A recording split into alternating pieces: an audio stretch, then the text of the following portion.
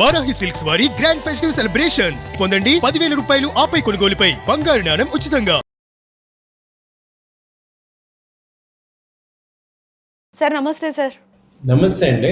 Sir Venezuela America వివాదం వల్ల బంగారం ధర ఇంకా పెరిగే అవకాశం ఉంది అంటారా? ఏంటి 2026లోకి వచ్చిన తర్వాత గోల్డ్ రేట్స్ కూడా ఒకంత మళ్ళీ పుంజుకున్నాయని చెప్పుకోవచ్చు. సిల్వర్ రేట్ కూడా కొంచెం మళ్ళీ నార్మల్ స్థాయికి వచ్చే పరిస్థితులు కనిపిస్తూ ఉన్నాయి. లాస్ట్ 1-2 వీక్స్ తగ్గింది అని అనుకున్నాం సిల్వర్. గోల్డ్ కూడా మళ్ళీ కూడా అమాంతం పెరుగుతున్న సిచ్యువేషన్స్ కనిపిస్తున్నాయి. ఏంటి వెనుజులా అమెరికా వివాదం కూడా ఇక్కడ కనిపిస్తుందని అనుకోవచ్చు అంటారా? మీ రివ్యూ ఏంటి అసలు? యాక్చువల్గా ఇది అన్ఎక్స్పెక్టెడ్గా జరిగిన ఇష్యూ అంటే సాటర్డే నైట్ అంటే సండే మార్నింగ్ వెనిజులా అధ్యక్షుడిని ఒక రకంగా కిడ్నాప్ లాగా చేసి తీసుకొచ్చారు. ఇది యాక్చువల్గా గోల్డ్ మీద ఆయిల్ మీద మేజర్గా ఎఫెక్ట్ అయింది. సో వెనిజులాలో అపారమైన ఆయిల్ నిక్షేపాలు ఉన్నాయని తెలిసి అమెరికా వాళ్ళు ఇప్పుడు కంపెనీలు ఆయిల్ని సీజ్ చేసి వాటి మీద ఎక్స్ప్లోరేషన్ చేయడానికి వెనిజులా మీద కంట్రోల్ తీసుకున్నారు. సో అలాగే దీని యొక్క అనిశ్చిత పరిస్థితిలో మొత్తం వరల్డ్ మొత్తం ఒక్కసారి నిద్రపోయింది. ఇలాంటి యాక్టివిటీస్ కూడా చేస్తున్నారు అమెరికా అని. ఇప్పుడు ఆ వెనిజులా అధ్యక్షుడిని ఇంటర్నేషనల్ కోర్టులో పెడుతున్నారు. సో దీని ఇంపాక్ట్ ఎలా ఉందంటే మార్కెట్ మీద గోల్డ్ సిల్వర్ మీద విపరీతమైన ఇంపాక్ట్ అయితే ఉంది.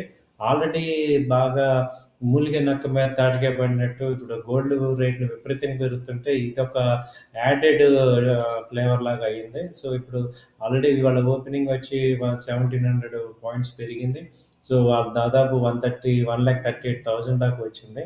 ఇంటర్నేషనల్గా చూసుకుంటే 4,700 దాకా వచ్చింది. ఇంటర్నేషనల్గా గోల్డ్ రేట్లు కూడా 4,450 వచ్చింది. అంటే దాదాపు $100 పెరిగింది వాళ్ళ ఒక్క రోజుకి.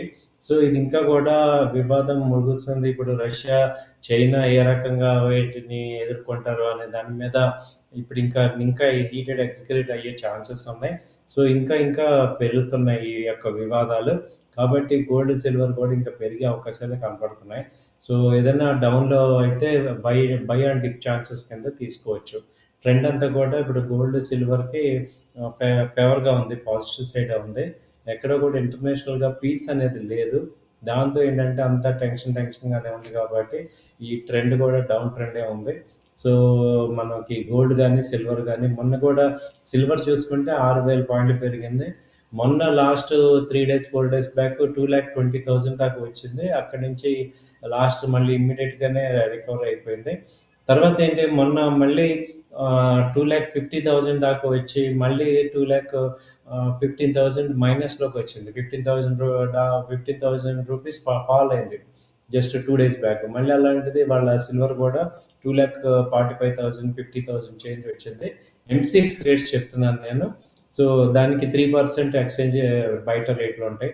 సో ఓవరాల్గా ఎలా కనిపిస్తుంది అంటే గోల్డ్ అండ్ సిల్వర్ కంటిన్యూగా అప్ ట్రెండ్లోనే ఉన్నాయి. కాబట్టి any dip is a buying opportunity కింద తీసుకోవచ్చు. ట్రెండ్ అయితే పాజిటివ్గానే ఉంటాయి. సార్ మరి ఇప్పుడు గ్లోబల్ టెన్షన్లో ఇన్వెస్టర్లు బంగారంలోకి వెళ్ళడం సేఫ్ అని అంటారా? మీరు చెప్తున్న దాన్ని బట్టి చూస్తుంటే బంగారం సేఫ్గానే ఉందండి. కాకపోతే నేను ప్రతిసారి చెప్పేది మళ్ళీ చెప్తున్నాను అంటే ఒకే రేట్లో మొత్తం కొనకూడదు. బై అండ్ డిప్స్ లాగా కొనుక్కోండి. సో ట్రెండ్ అయితే అప్ ట్రెండే కనపడుతుంది. సో ఇంకా 138 మొన్న 140 దాకా కూడా వెళ్ళింది. సో బై అండ్ డిప్స్ లాగా చేసుకోండి. ట్రెండ్ అయితే పాజిటివ్గానే ఉంది. ఈవెన్ సిల్వర్ కూడా పాజిటివ్గానే ఉంది. అయితే 235, 2,35, 2,30 ఆ రేంజ్లో బయింగ్ చేసుకోండి. సో ఎనీ డిప్ బయింగ్ చేసుకోవాలి. ఒకే రేట్లో టోటల్ అమౌంట్ పెట్టకూడదు. ఇదే మేజర్గా నేను చెప్పే పాయింట్.